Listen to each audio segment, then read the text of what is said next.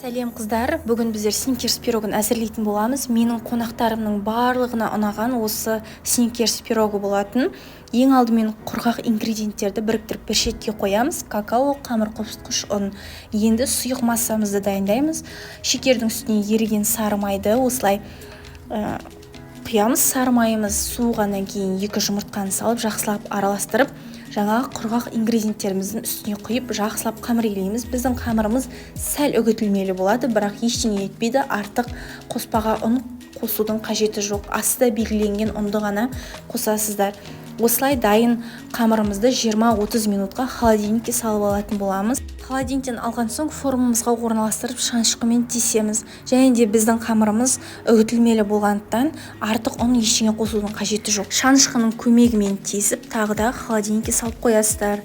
Кейін енді салмасына бізге орех керек болады, және де вареная сгущенка керек болады. Негізінде қымбат фирманың сгущенкаларын айтып жатады. Ол бізде кейбір магазиндерде болмағандықтан мен қарапайым вареная сгущенканы алдым. Өзінің массасын жақсы ұстап тұрды. Қоса берсеңіздер болады. Осылай жақсылап араластырып, қамырымыздың үстіне біркелкі етіп жайып орналастырып алғаннан кейін пеште, қызып тұрған пешімізде 30-35 минут аралығында пісіріп алатын боламыз. Ол уақытта біз ганашты әзірлейміз. Бетіне құятын Қазақстан шоколадымен осылай майды жаңағыдай микроволновкада ерітіп алдым.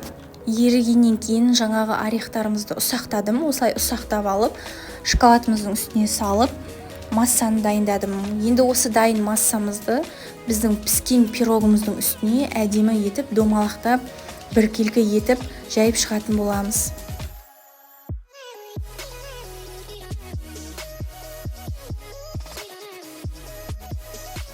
Міне осылай біздің сникерс пирогымыз дайын. Жасап көріңіздер, отбасыларыңызға ұнайтынына сенімдімін. Ас болсын.